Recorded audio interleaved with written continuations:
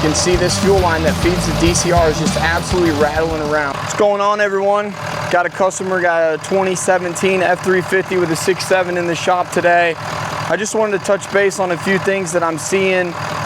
These DCRs are getting done other places, and DPKs and crankcase filters and every other thing, cold side pipes, hot side pipes, you name it, they're being done everywhere else. So I had a customer bring this truck into me today.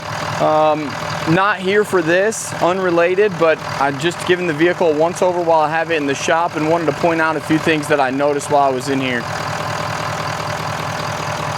We've got the truck running, and if you look down here, you can see the fuel lines.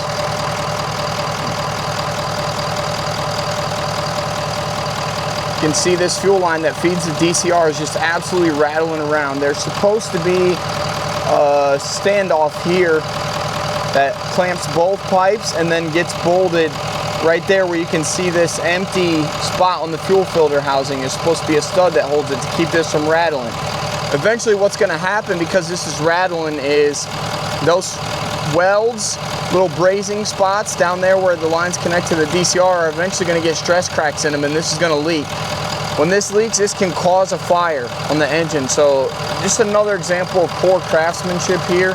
I'm not going to out anyone, but these are just things you got to look for when you're spending a lot of money for people to work on your truck and they're not doing things right.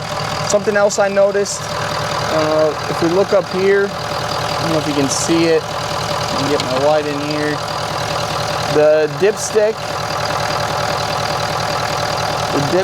tube right there wasn't on. I found it. It was like this. There's also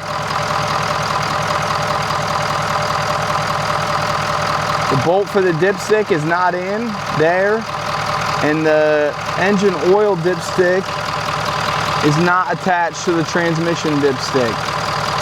So just all kinds of bolts, fasteners left loose. This is starting to become even more common on every truck I work on. You know, people need to really learn to have pride in their work, because stuff like this is what costs people a lot of money. If one of those fuel lines cracks and ends up leaking, you can end up burning down a $60,000 to $100,000 truck. So just something to think about when you're paying someone a lot of money to work on your truck.